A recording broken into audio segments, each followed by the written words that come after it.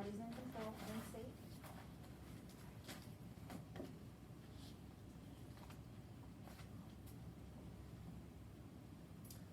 All right. Good afternoon, readers. Today, we're going to jump into something we started yesterday. So if you remember, yesterday we started a new unit. We've been talking about plot and summary. And we introduced ourselves to a new strategy called Somebody Wanted But So Then, as a way to summarize text. We talked about how we can use this for whole books, but we can also use it just for chapters that we're reading in our own text. You want to hear a funny story, though? Mm-hmm. So last night, Brecklin, my daughter, came home with a new book from the library. It's about Barbies. As we were reading last night, you know what I found myself doing? I found myself asking her those questions. Brecklin, who's your story about? What did the character want? What was the problem? How did they try and solve it? And then finally, how was it resolved? So I found myself going, oh, that's kind of funny. But even Hawk and Hudson, those 3-year-old twins, were starting to go, oh, well, the character's this. And they were starting to pick up on those things. So I thought that was pretty cool. The text we're going to use today is one that you have seen before this year. We did read this book close to 9/11, but we're going to reread it through a different lens today. So we read it for pure enjoyment back on 9/11, and to give us some information today, we're going to look at it through the lens of our strategy, Somebody Wanted But So Then. I'm going to do some modeling my thinking for Somebody Wanted, and then you're going to build your own thinking for the second part. Okay? So, The Man Who Walked Between Two Towers by Mordecai Gerstein. So when I start reading as that reader, I want to start thinking about that first question. Who is the character? Who is my story going to be about? Once there were 2 towers side by side. They were each a quarter of a mile high. 1,340 feet, the tallest buildings in New York City. A young man saw them rise into the sky. He was a street performer. He rode a unicycle. He juggled balls and fiery torches. But most of all, he loved to walk and dance on a rope he tied between 2 trees. So as I start thinking about that question, I start realizing I know he's a street performer. I know he rides a unicycle. He's got some talents, but I don't know much else about him, so I want to keep reading to see what else I can learn about that character. He looked not at the towers, but at a space between them and thought, what a wonderful place to stretch a rope, a wire on which to walk. Once the idea came to him, he knew he was going to have to do it. If he saw 3 balls, he had to juggle. If he saw 2 towers, he had to walk. That's how he was. Hadn't he danced on a wire between the steeples of the Notre Dame Cathedral above his amazed home city of Paris? Well, why not here then, between those 2 towers? Of course, he knew. As in Paris, the police and the owners of the tower would never allow that to happen. You must be crazy, they would say. You would fall for sure. And so, Philippe. Oh, I start thinking to myself, now I know that somebody. I know his name, and I know some information. Now remember, friends, I'm going to remind you, I'm going to model for you my thinking first. So I don't need you recording anything in your notebooks right now. So when I think of that character, the who he is, I think the somebody is the street performer.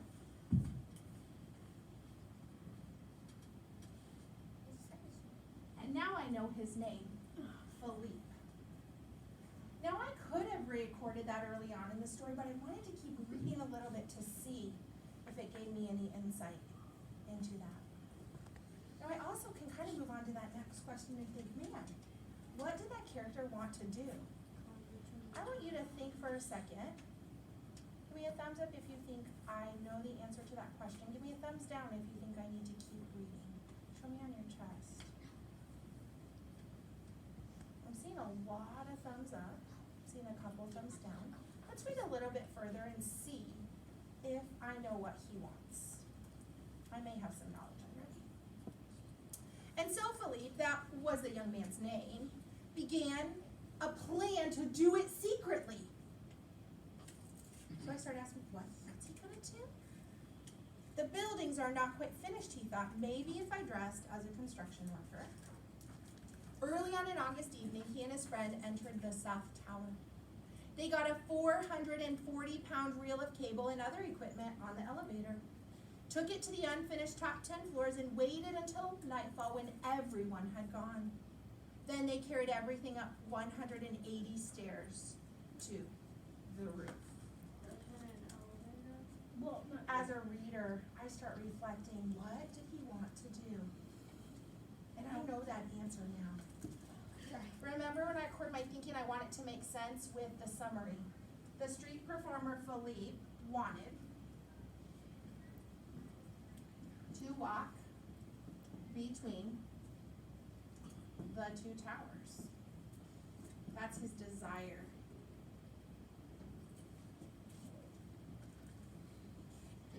Now guys, I want to remind you, sometimes we read a book and we just read bits and pieces of it.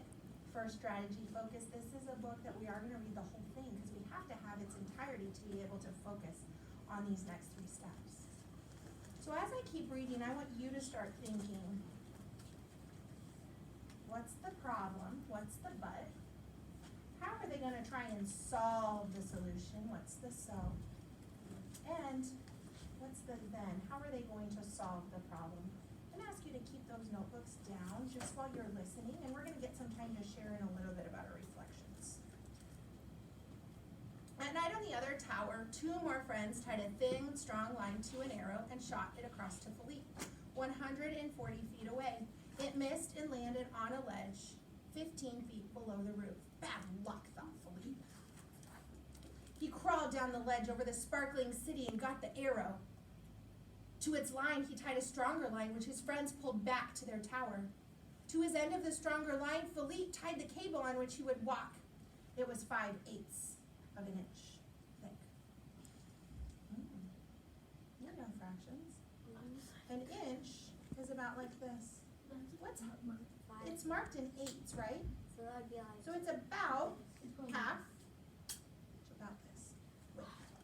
Not very big to be walking across. His friends pulled the cable over to their tower, but it was so heavy that it slipped from Philippe's grip. The cable's middle plummeted toward the street, pulling the friends on the other tower to the very far edge. It took 3 hours to pull the cable back up. Frantically, as the stars faded, they tightened it between the towers.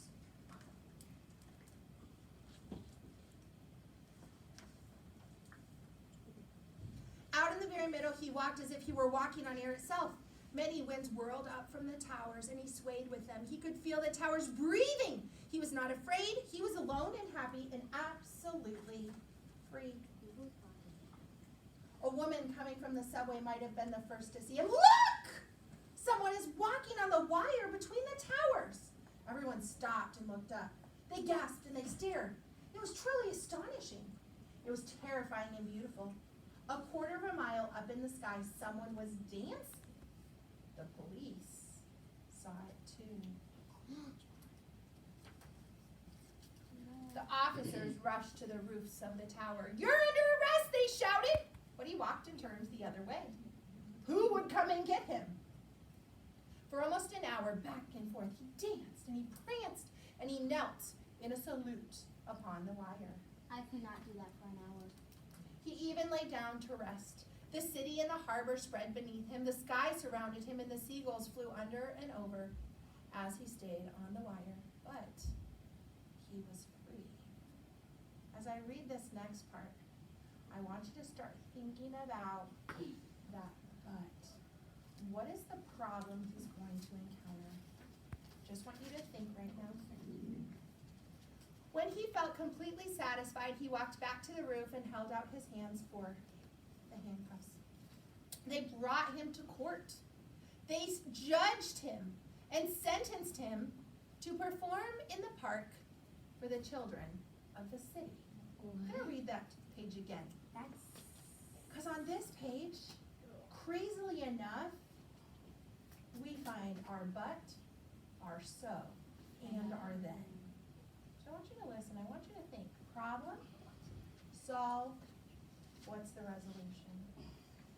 When he felt completely satisfied, he walked back to the roof and held out his wrists for the handcuff. They brought him to court. The judge sentenced him to perform in the park for the children of the city. And this he did happily, though his performance, at some point, some boys were playing on his wire. They jerked it and he fell. But thankfully, he caught himself. And now we know the towers are gone. So friends, as I modeled for you, I modeled my Somebody Wanted. In your notebook, I'm going to give you about 2 minutes, and I want you to record your but, so, then. If you need to use the guiding questions to help you, I want you to think about our but. What was the character's problem? So, how did the problem get solved? And then, what was the resolution? Go ahead and do your own recording and thinking right now.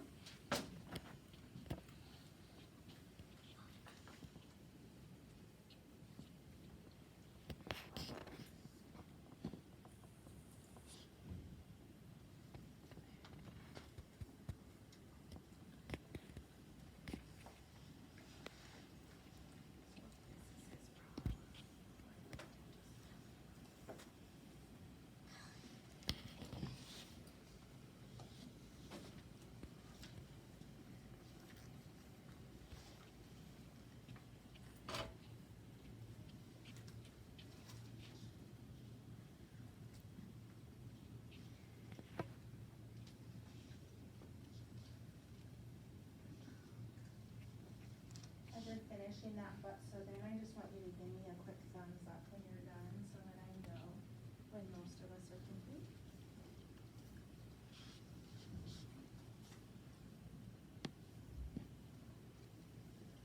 Thank you, Caitlin.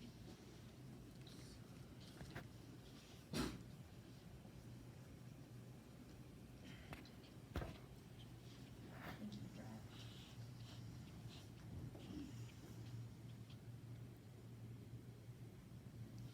Thank you, Emily. Thank you, Alice. Tatum. Thank you,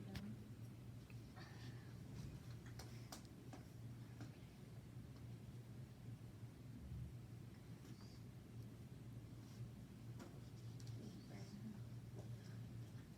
Friends, when I look around, I see that most of us are done. And most of us at least got a chance to record 1 or 2 parts of ours. And almost everyone got to finish line 3. So I'm going to ask you to do is I want you to turn and face your partner. I like how my group of 3s just made that triangle. Good afternoon. Good afternoon. I hope you're feeling fine. I hope you're feeling fine. We are going to do just a quick round robin with our partner. The person who is closest to me, you're going to go first. I want you to share your but, so, then. And then the next person will share. My group of 3, you'll just go in that triangle. When you and your partner are done, I'll know you're done because you are turned and facing me. Ready? And go. Okay, So what is the the butt is butt? outside Butt by is my nose. So you want to work, and then He put his hands out. But he needed to get up there, so he went up and stood on the wire.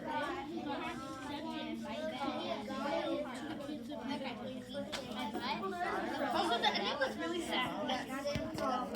Because it said, and now So, he agreed to get out to jail, and my then, the court said, he had a lot of jail and